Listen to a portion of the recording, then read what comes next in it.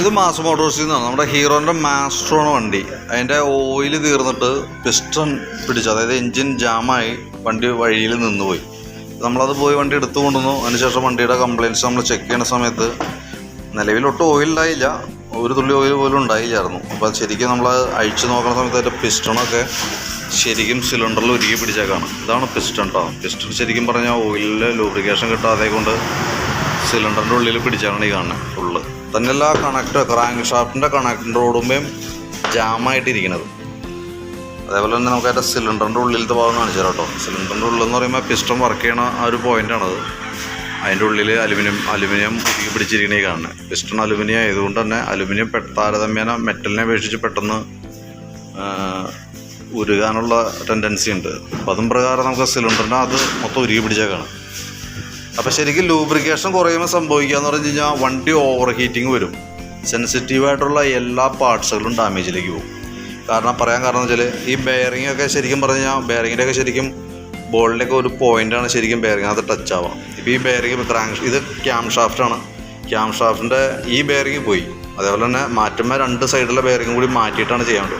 Cam shaft മൊത്തം മാറേണ്ട ആവശ്യമില്ല, സൈഡിൽ 2 ബെയറിങ് മാറ്റി കളയാം.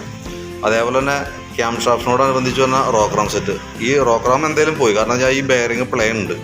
അപ്പോൾ നമ്മൾ ഇത്രയും ഹീറ്റായിട്ട് ഓടിയേക്കണ ആയിട്ടാണ് പ്ലേ കാണിച്ചാണ് സ്ഥിതിക്ക് സ്വാഭാവികമായിട്ട് നമ്മൾ ഇതുകൊണ്ട് കയറ്റുമ്പോൾ എന്ത് പറ്റുമെന്ന് വെച്ചാൽ ഇതിൻ്റെ ബാക്കിയത്തെ കംപ്ലയിൻറ്റ് പെട്ടെന്നായിരിക്കും. പിന്നെ നമ്മളത് റെഡിയാക്കാനായിട്ട് രണ്ടാമതായിരിക്കേണ്ടി വരും. അപ്പോൾ ക്യാം ഷാഫ്റ്റ് ബെയറിങ് മാറ്റിയാൽ മതി എന്നുണ്ടെങ്കിൽ റോക്രാം നമുക്ക് 2 റീപ്ലേസ്മെൻറ്റ് ചെയ്തിടണം.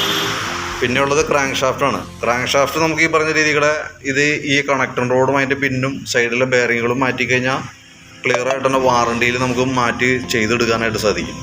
അപ്പം നിലവിൽ നമുക്ക് ക്രാങ്ക് സെറ്റ് ചെയ്തെടുത്താൽ മതി. പക്ഷേ സിലിണ്ടർ ഉണ്ടല്ലോ, സിലിണ്ടറും അതിനോടനുബന്ധിച്ചൊരു പിസ്റ്റൺ, ആ ഐറ്റംസ് ഒരു കാരണവശാലും നമുക്ക് സെറ്റിങ്ങിലേക്ക് ഇടണ്ട, ഐറ്റം റീപ്ലേസ് ചെയ്താൽ മതി. പറയാൻ കാരണം എന്ന് വെച്ചാൽ ഏറ്റവും കൂടുതൽ കംപ്ലയിൻറ്റ്സ് വരാൻ സാധ്യതയുള്ള ഒരു ഐറ്റം എന്ന് പറഞ്ഞു കഴിഞ്ഞാൽ പിസ്റ്റണാണ്. കാരണം അതിൻ്റെ ഉള്ളിലാണ് സിലിണ്ടർ പിസ്റ്റണാണ്. അതിൻ്റെ ഉള്ളിൽ ശരിക്കും പറഞ്ഞാൽ പിസ്റ്റൺ ഹൈ RPM വർക്ക് ചെയ്യുന്ന യൂണിറ്റാണ്. അപ്പോൾ എന്നാൽ ശരിക്കും പറഞ്ഞാൽ അത് നമുക്ക് വേറെ ഒന്നും ചെയ്യാൻ നിൽക്കണ്ട, അത് മാറ്റിയിട്ട് കമ്പനി ഐറ്റം മേടിച്ച് നമുക്ക് റീസെറ്റ് ചെയ്യാം. ക്രാങ്ക് ഷാഫ്റ്റ് എന്ന് പറയുമ്പോഴത്തേക്കും ഓട്ടോ ക്ലച്ച് യൂണിറ്റ്, സ്കൂട്ടർ എല്ലാനും CVT ക്ലച്ചാണ്, ഓട്ടോ ക്ലച്ച് യൂണിറ്റാണ്. അപ്പോൾ വളരെ ഫ്രീ ആയിട്ടിരുന്ന് വർക്ക് ചെയ്യുന്ന യൂണിറ്റാണ്. അതുകൊണ്ട് തന്നെ ഇത് നമ്മൾ സെറ്റ് ചെയ്താലും പ്രത്യക്ഷത്തിൽ വേറെ കംപ്ലയിൻറ്റ്സ് വരാറില്ല നിലവിൽ. അപ്പോൾ അതുകൊണ്ട് നമുക്കിത് സെറ്റ് ചെയ്തെടുക്കാം, സിലിണ്ടർ പിസ്റ്റൺ മാറ്റിയിടാം. പിന്നെ ഉള്ളത് വാൽവാണ്. വാൽവ് ശരിക്കും പറഞ്ഞാൽ ലൂബ്രിക്കേഷൻ കിട്ടാതെ കൊണ്ട് എക്സോസ്റ്റ് വാൽവൊക്കെ ഫുൾ ടൈറ്റായിരുന്നു അതിൻ്റെ ഉള്ളിൽ.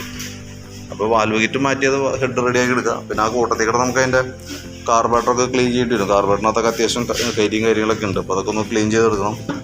ശരിക്കും ചെയ്യുമ്പോൾ ഫുൾ എഞ്ചിൻ വർക്കാണ്. പിന്നെ ആ കൂട്ടത്തിൽക്കൂടെ തന്നെ നമുക്ക് ഇതിൻ്റെ ബാക്കിയത്തെ ചെയ്യുന്ന കൂട്ടത്തിൽക്കൂടെ തന്നെ ഗിയർ ബോക്സിൻ്റെ ഭാഗം അഴിച്ചിട്ട് അതിൻ്റെ ആ ഓയിലും ആ ഉള്ളിൽ തന്നെ ഓയിൽ സീലും ബെയറിങ്ങും, അതായത് 604 ബെയറിംഗ് ഉണ്ട്, അതും കൂടി ചേഞ്ച് ചെയ്ത് തരാം. കാരണം അതിന് വേണ്ടിയിട്ട് പിന്നീട് നമുക്ക് ചെയ്യേണ്ട ആവശ്യമില്ല. കാരണം ഇതെല്ലാം കൂടി ഒറ്റ ലേബറിൽ കഴിഞ്ഞ് പോകുള്ളൂ കേട്ടോ. അപ്പോൾ നിലവിൽ സംഭവിച്ചാണ് ഓയിൽ മാറ്റാതെ ഓടിയത് കൊണ്ട് പറയണം. ഓയിൽ മാറ്റാതെ കൊണ്ടെന്ന് പറയാൻ പറ്റില്ല, ചിലപ്പോൾ ഓയിൽ ചിലവുണ്ടായി കാണും. ഓയിൽ മൈനൂട്ടായിട്ട് കുറഞ്ഞു പോകണ കംപ്ലയിൻറ്റ് ഉണ്ടാവും. അത് നമ്മൾ ശ്രദ്ധിക്കാതെ ഓടിച്ചത് കൊണ്ട് വന്ന സംഭവമാണത്. അപ്പോൾ ബാക്കിയത്തെ കൃത്യമായിട്ട് നമുക്കത് കറക്റ്റായിട്ട് ചെയ്യുകയാണെന്നുണ്ടെങ്കിൽ നമുക്ക് 1 ഇയർ വാറണ്ടി നമുക്ക് കിട്ടും. അതിനകത്ത് വാറണ്ടിയിലാണ് നമ്മൾ വർക്ക് ചെയ്യണേ. അപ്പോൾ അത് നമുക്ക് അതിൻ്റെ ബാക്കിയത്തെ സർവീസ്, ഇനി അങ്ങോട്ടുള്ള സർവീസിൻ്റെ ഡീറ്റെയിൽസ് കൃത്യമായിട്ട് പറഞ്ഞുതരാം. അതും പ്രകാരം ഫോളോ ചെയ്യുകയാണെങ്കിൽ ഓൾറെഡി കംപ്ലയിൻറ്റ് വരില്ല. 1 വർഷം വാറണ്ടി എന്തെങ്കിലും നമുക്ക് തരും. ബാക്കിയത്തെ ഞാൻ കൃത്യമായിട്ട് അത് ഫോളോ ചെയ്ത് പോകുകയാണെങ്കിൽ കംപ്ലയിൻറ്റ്സ് വരാനുള്ള സാധ്യതയൊക്കെ വളരെ കുറവാണ് കേട്ടോ. അപ്പോൾ ഞാൻ അതിൻ്റെ ഏകദേശം ഒരു എസ്റ്റിമേറ്റ് ആക്കിയിട്ട് അതിൻ്റെ ഡീറ്റെയിൽസും കൂടി ഒന്ന് വാട്സാപ്പിലേക്ക് സെൻഡ് ചെയ്തിടാം. അപ്പോൾ നോക്കിയിട്ടൊന്ന് റിപ്ലൈ ഇടണം. റിപ്ലൈ കിട്ടിയാൽ അതനുസരിച്ച് നമുക്ക് വർക്ക് കംപ്ലീറ്റ് ചെയ്യാനായിട്ട് സാധിക്കും.